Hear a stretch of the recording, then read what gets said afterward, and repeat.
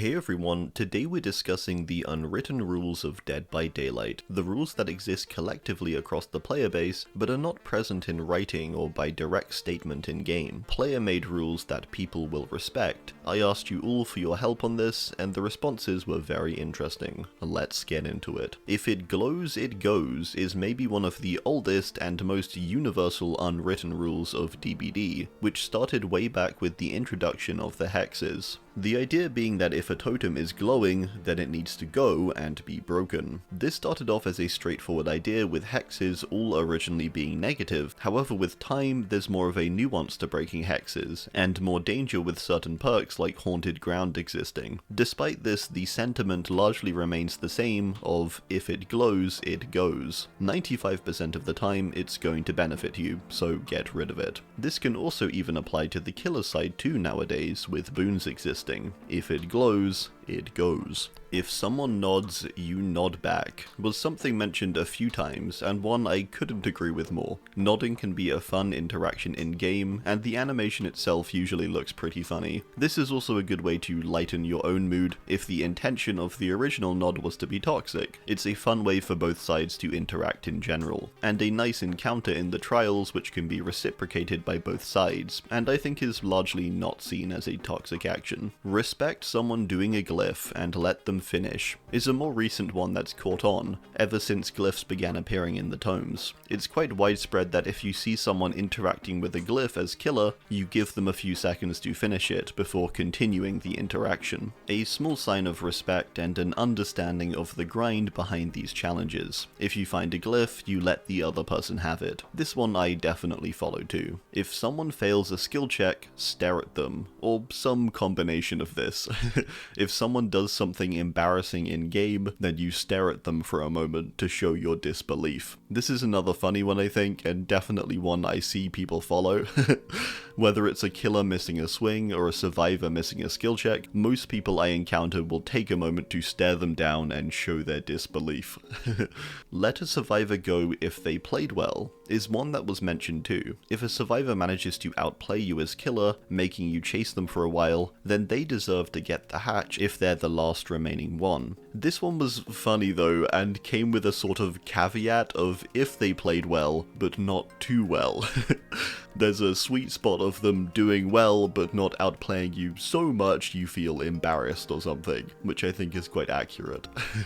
If Ghostface does a Mori, get into the selfie shot. This one's more of a fun one, but one I do think is an unwritten rule. If you see the photo being taken, you've got to get into that shot and join them. When these happen, most people tend to do this, or just with Moris in general for that matter. I think that's sort of an unwritten rule too. If you're toxic, I get to be toxic back is a definite sentiment shared by many, and sort of an unwritten rule. The idea that if you decide to be toxic in some way, whether that's teabagging or hitting on hook, then the other side then gets to do it back without feeling bad or as if it's unwarranted. I think this more widely applies to just general in-game things though. In general, if one side does something, the other side is going to follow suit. Oh, you use that tactic, therefore I'm going to use this tactic. If you do the gens faster than usual, then I'm going to start tunneling, and so on. I don't necessarily agree with all these situations, but it's more of the cause and effect rule that will inevitably vary from person to person. If you do this thing, then I get to do this thing. Probably not the best mindset to have for the wider game, but I think for something like toxicity, it's sort of fair play. We're talking purely in-game things considered toxic here too, not external things like calling a player a rude word after the game or something. You absolutely should not follow suit with things like that. We're talking like teabagging or hitting on hook. Boop the snoot is one that's just as much a meme as it is an unwritten rule. If a pig growls at you, then you boop the snoot of the pig with the point action as survivor. This was one I personally wanted to clarify though, which is that the boop should only be initiated by the killer.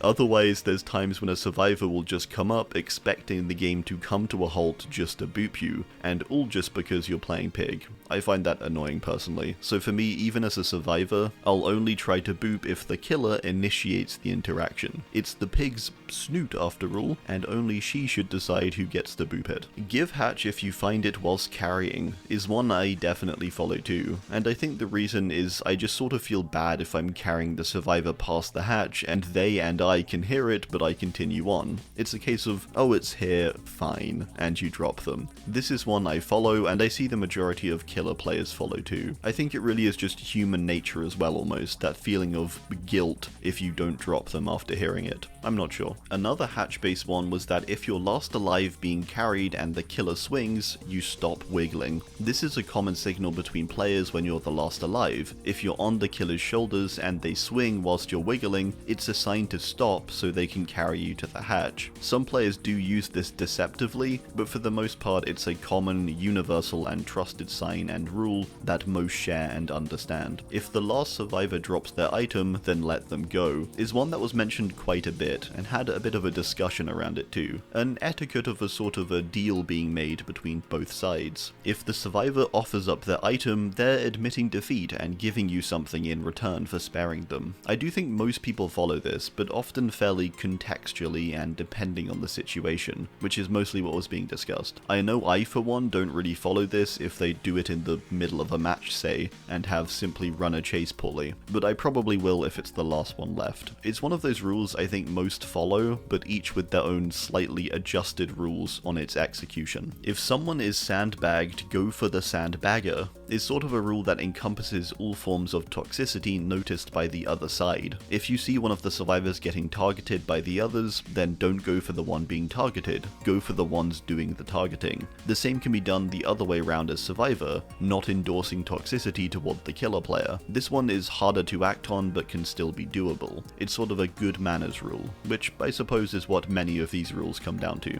Respect the 4% is one that's sometimes respected. This is the idea that if someone manages to unhook themselves, as a killer you respect that and let them go, or at least get some distance, looking on in disbelief that they managed it. It's partly down to it being a risky action to begin with, and therefore a shocking or impressive feat when it does work out for them. This one can be situational too, but I do see a good number of people following this. If you see 2 or more survivors wearing the same outfits, join them, is sort of a silly rule, but I definitely follow this one. We've all been in a lobby before where multiple people are wearing the same outfit, and so the rule being that you switch to match them so you can be unified as a team, whether this be everyone playing the same character, everyone wearing the same outfit, or everyone running a character from a specific franchise like Resident Evil. I think this one's quite funny and definitely a fun rule to follow in general. It's nice to have that unity on the team and a small little funny moment of connection with your teammates. The final one I saw quite a bit was if you destroy the killer as survivors, give yourself up as a sacrifice. This is interesting where there seems to be an ongoing balance as an unwritten rule, where if you do so well against the other side, you take pity on them, but if they just do sort of badly, you don't. It's this weird balance where one side needs to feel superior and like they're throwing the other side a bone, if that makes sense. I'm not bashing it either because it's quite interesting, because I definitely do these things too to an extent. Whatever side you're on, you have to feel like in your own head you've won that interaction or game before you decide to